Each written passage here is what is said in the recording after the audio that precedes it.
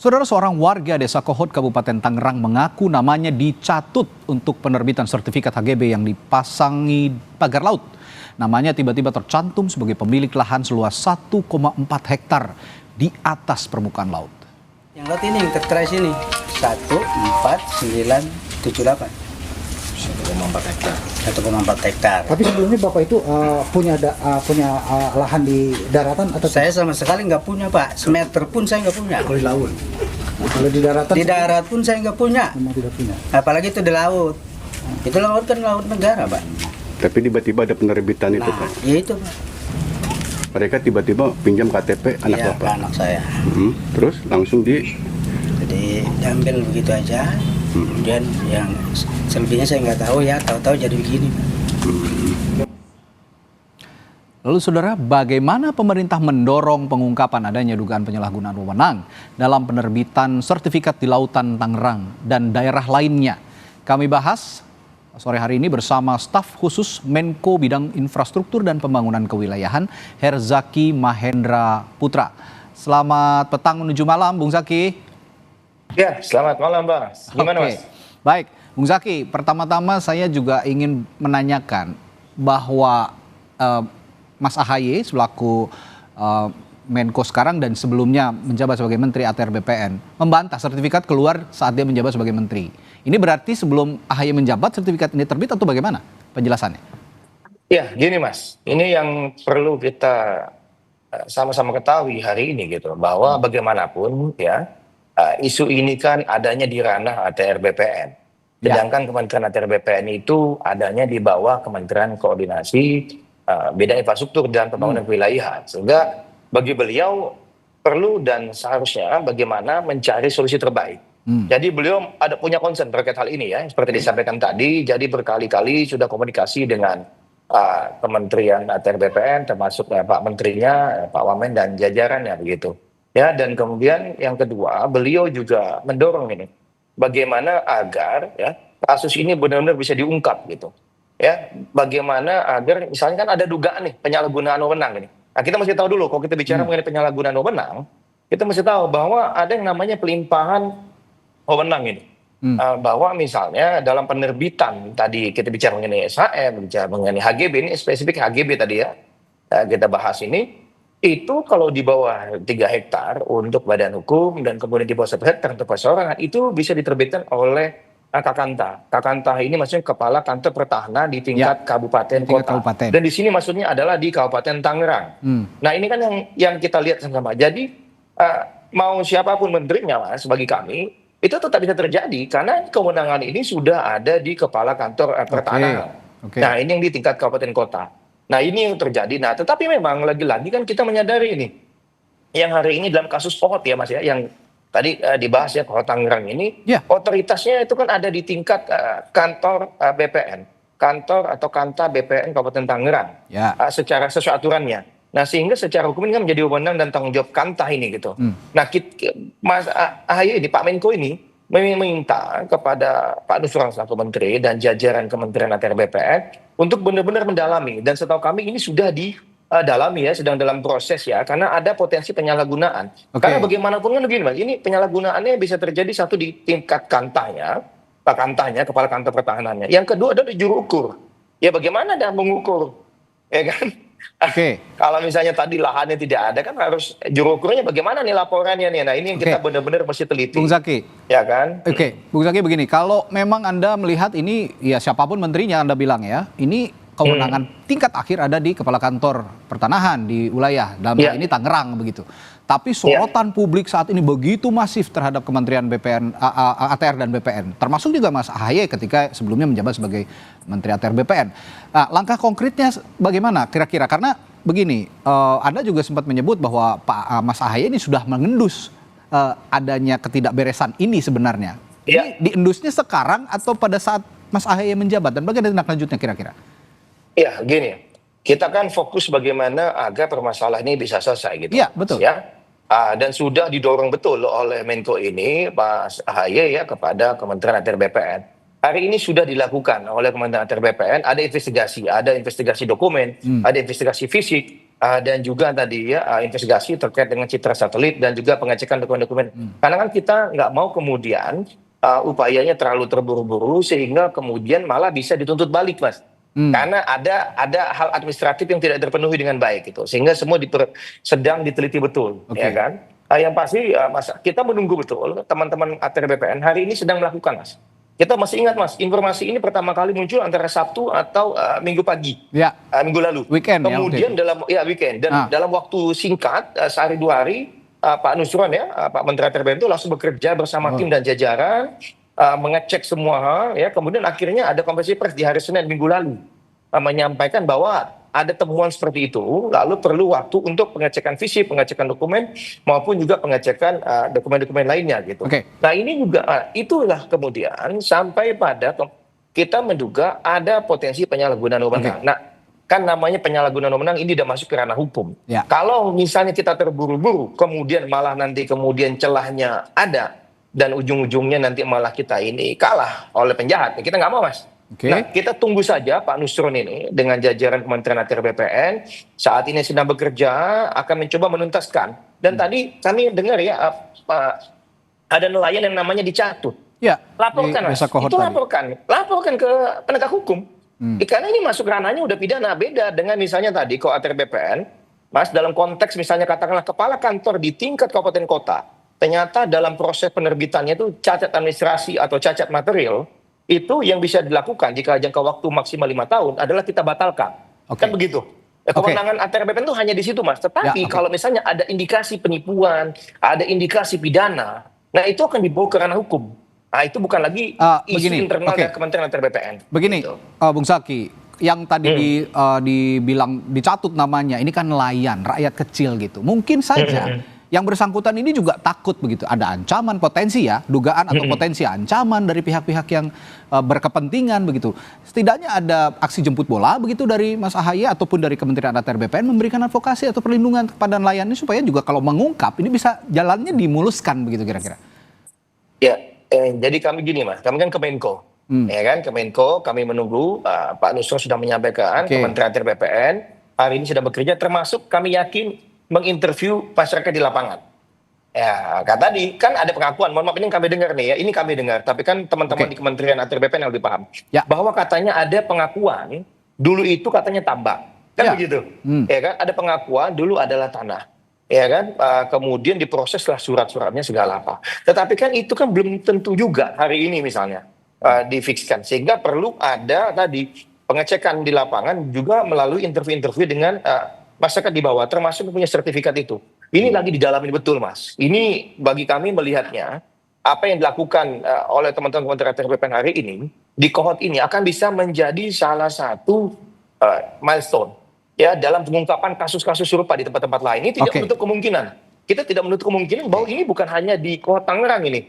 Tetapi ini bisa menjadi jalan masuk untuk kasus-kasus yang lain. Karena memang kalau ketika Mas AHY memimpin ATR BPN selama 8 bulan. 8 bulan ini Mas, ini kan masa yang tidak panjang ya. Ya, memang singkat. Yang kami coba lakukan juga itu adalah bagaimana masifikasi sertifikat elektronik. Nah, jadi data itu penting. semua tersimpan. Tersimpan secara elektronik online. Dan ada data satelitnya. Nah itulah kemudian selama 8 bulan upaya yang sudah dirintis oleh menteri sebelumnya, Mas. Ini kan menteri sebelumnya sudah merintis. Ada 10 kabupaten kota yang sudah melaksanakan layanan sertifikat elektronik. Alhamdulillah di eranya Mas AHY 8 bulan kita kebut betul. 8 bulan itu sehingga bisa 465 kabupaten kota se-Indonesia. Mengapa? Karena kami juga sadar, Mas. Di lapangan ini ya kita tahu. Ya kan tadi ada kewenangan yang di bawah. Ya kan?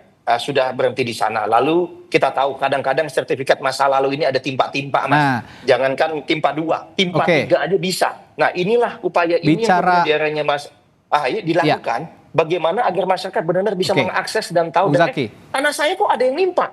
Apakah dia? ATR BPN itu. Gitu. Tadi saya tertarik juga, Anda bicara soal sertifikat elektronik. Kalau melihat website Bumi, milik ATR nih ya, ini milik ATR loh, Bung Zaki. Ini ada lahan di atas lautan katanya. Kalau secara aturan ini kan nggak boleh. Nah, yang jadi pertanyaan saya kenapa Kementerian ATR memvalidasi dengan memunculkan itu di website Bumi? Ini yang jadi pertanyaan banyak orang juga. Gini Mas, ini kan ada bidang, namanya bidang. Jadi sebelum proses itu namanya ada bidang. Bidang itu sumbernya adalah ada yang namanya RT RW, Mas. Oke. RT RW itu rencana tata ruang wilayah itu dari Pemprov. Jadi pada saat Pemprov itu menyampaikan bahwa ini adalah mau direklamasi atau ada daratan atau ini apa, bahwa ini adalah pemukiman. Setahu kami, Mas, di situ dimasukkan RT RW-nya adalah pemukiman oleh Pemprov Banten. Yang kedua, pada saat proses pengurusan izin itu harus ada juga yang namanya PKKPR, ya, persetujuan persetujuan apa namanya itu untuk yang penyesuaian ruang itu, Mas. Persetujuan kesesuaian kegiatan pemanfaatan ruang. Nggak bisa tuh yang namanya SHM, namanya AGB misalnya itu kemudian tanpa ada RT RW dari Pemprov atau kemudian PKKPR dari Pemda setempat itu bisa diterbitkan. Tapi kalau ini yang makanya, Mas, inilah yang sedang didalami oleh teman-teman Kementerian ATR BPN. Apakah misalnya, mohon maaf ya, Mas ya. Apakah misalnya teman-teman kepala kantor ini bergerak tanpa PKKPR dan RT RW satu, kan begitu? Ya kan, berarti kan dia benar-benar melakukan pelanggaran ini sendirian. Tetapi apakah memang misalnya, enggak kok, ini berdasarkan Pemprov Banten dan ini juga sesuai dengan surat dari Pemda Kabupaten Tangerang, padahal kita tahu di situ ternyata seharusnya tidak ada lahan misalnya. Atau misalnya berdasarkan kita satelit, nggak pernah nih ada tambak di sini misalnya. Berarti kan ini mohon maaf ya, Mas ya, mohon maaf banget. Ini ada persekongkolan bisa jadi. Ya, kan berantai gitu. jadinya ya. Berbagai pihak. Nah, tetapi kan ini semua mesti didalami. Tindakan kita tidak ingin berasumsi. Kita tidak ingin berasumsi. Mari kita biarkan teman-teman Kementerian ATR BPN bekerja, ya. Sambil terus nih teman-teman media pantau terus, teman-teman nelayan, warga, silakan. Pada saat ada pendalaman-pendalaman datang, ya, temui teman-teman dari Kementerian ATR BPN itu gitu. Yang pasti, Mas, Kemenko terus bolak-balik ya, Pak AHY punya konsen terkait hal ini. Beliau terus berkomunikasi dengan Pak Nusron, Pak Osi dan jajaran. Ya, bagaimanapun ini kan ranahnya Kementerian Teknis ya, ATR BPN. Kami percaya, Mas, ini kan cepat sekali. Geraknya kan cepat kemarin. Baru ada laporan 2-3 hari langsung kemudian di follow up dan hari ini terus didalamin. Nah tadi, Mas, inilah yang masih sangat hati-hati karena nanti pada saat ditemukannya tadi dugaan-dugaan tadi harus dibatasin. Oh, ini ranahnya ATR BPN mana? Oh, ini yang bisa dibawa ke ranahnya pidana. Kalau begitu, ini masih hati-hati. Gitu, Mas. Kalau begitu begini, Bung Zaki. Ini kan Anda melihat tadi ya boleh dibilang ada tindakan penyalahgunaan berjamaah begitu ya. Dugaannya seperti ada potensi, itu. Mas. Ada potensi. Ada potensi. Ya dugaannya kan seperti itu. Kan sedang dicek nih. Ini kan lagi dicek. Kalau begitu pertanyaan itu apa ini? Pertanyaan saya selanjutnya begini, Bung Zaki. Otomatis kalau begitu dugaannya, otomatis ini kan ya ada praktik-praktik yang tidak semestinya begitu. Ada praktik under table, suap dan segala macamnya. Dalam hal ini, Mas AHY akan berperan di mana untuk mengungkap dugaan ya, sekali lagi dugaan korupsi penerbitan sertifikat ini? Mas, ini kan ranah Kementerian ATR BPN. Tapi kan koordinasinya di bawah Mas AHY juga nih sekarang. Betul. Yang pasti gini, Mas AHY itu mendukung penuh Kementerian ATR BPN dalam hal ini. Makanya Mas AHY juga ya sebagai Menko itu mendorong kepada Kementerian ATR BPN ya dalam komunikasinya itu jika dugaan penyalahgunaan wewenang ini memang terbukti, ini harus diproses lah secara hukum lebih lanjut sesuai dengan aturan hukum berlaku. Kan nggak bisa nih Menko-nya yang bertindak, tapi ini kan ranahnya Kementerian Teknis. Tetapi kita terus memantau, terus berkoordinasi, terus monitor. Jadi misalnya nih, makanya teman-teman media, masyarakat yang juga memberikan laporan, informasi kepada kami, ya ini juga kami sampaikan. Gitu, kami sampaikan kepada teman-teman Kementerian ATR BPN. Gitu. Ya, bagaimanapun ini menjadi concern kita bersama. Saya senang sekali sore ini Kompas TV membahas mengenai hal ini dan ada teman-teman lain yang mau bersuara. Ayo, jika ada lagi yang lain, mari kita sama-sama bersuara, sama-sama kita kawal. Mas AHY ingin masalah ini bisa tuntas betul-betul dan siapapun yang bertanggung jawab harus diproses sesuai dengan aturan hukum yang berlaku di negeri ini. Nggak boleh, Mas, ada yang kebal hukum. Tapi lagi-lagi prosesnya aku lakukan dengan benar. Kita cermati betul. Karena kita nggak mau, Mas, namanya kalau ada yang aneh-aneh kayak gini-gini. Mohon maaf ya, Mas ya, kalau misalnya ada penyalahgunaan, bahkan tadi berjamaah misalnya, berarti kan ini kan jejaringnya luar biasa. Dan tentu sudah sangat ahli, sehingga kita mesti hati-hati, jangan memberikan celah kepada mereka. Nah, sehingga saya pun mohon maaf, hari ini saya hanya bisa menyatakan potensi atau dugaan. Karena kan kita tunggu pendalaman dari teman-teman Kementerian ATR BPN. Berarti artinya saling melengkapi ya, Bung Zaki ya, dan kasus ini juga bisa mungkin nanti juga akan didorong ke KPK sepertinya kalau memang ada dugaan dugaan penyalahgunaan apalagi korupsi ke depannya. Iya betul. Tapi tadi, Mas, lagi-lagi kita tunggu teman-teman Kementerian ATR BPN, kami nggak mau berasumsi, tapi yang pasti kita ingin tuntas, semua yang terlibat harus diproses sesuai dengan hukum yang berlaku. Pak Menko AHY sangat mendukung penuh dan akan terus memantau, ya, dan terus berkoordinasi dengan Pak Nusron maupun jajaran Kementerian ATR BPN lain. Artinya Pak Nusron sendiri sebagai Menteri ATR BPN sekarang sudah atau selalu diajak komunikasi intensif ya mengenai hal ini sama Mas AHY? Iya, saling berkomunikasi, Mas. Bukan Mas AHY yang mengambil inisiatif saja, tetapi Pak Nusron juga balik-balik juga menyampaikan laporan, segala apa komunikasi, berdiskusi juga gitu. Tapi tadi lagi-lagi di lapangan hari ini Menteri ATR BPN adalah Kepala BPN adalah Pak Nusron Wahid. Kami percaya betul ya dengan kinerja beliau dan jajaran. Kita biarkan teman-teman Kementerian ATR BPN bekerja ya dengan tenang. Kita tunggu dalam waktu dekat pasti akan ada update lagi, ada informasi lagi. Yang pasti kita ingin semuanya dilakukan benar-benar dengan hati-hati dan seksama. Kalau report Pak Menko tidak ingin ada celah sedikit pun gitu. Ya. Kalau report terakhir dari Bung Zaki, kalau report terakhir dari Pak Nusron kepada Mas AHY dalam kasus ini apa kira-kira yang paling terbaru begitu, yang current? Ya tadi yang kami sampaikan tadi, Mas, ada dugaan-dugaan tapi lagi baru, berarti itu yang terbaru. Karena begini, Mas, ini mohon maaf ya, ini kan dalam konteks masih hati-hati juga kita. Kalau kita salah ucap, salah sebut nanti dibilangnya kita namanya menjelekkan nama baik, kan begitu. Iya kan, nah ini kan nggak boleh juga, sehingga kami sangat hati-hati. Yang kedua, setiap fakta ini kan menjadi sangat penting, Mas. Informasi ini menjadi berharga. Pada saat kami masih tengah perjalanan, ada informasi yang diumbar, atau ada yang berusaha menutupi, kan bahaya juga nih.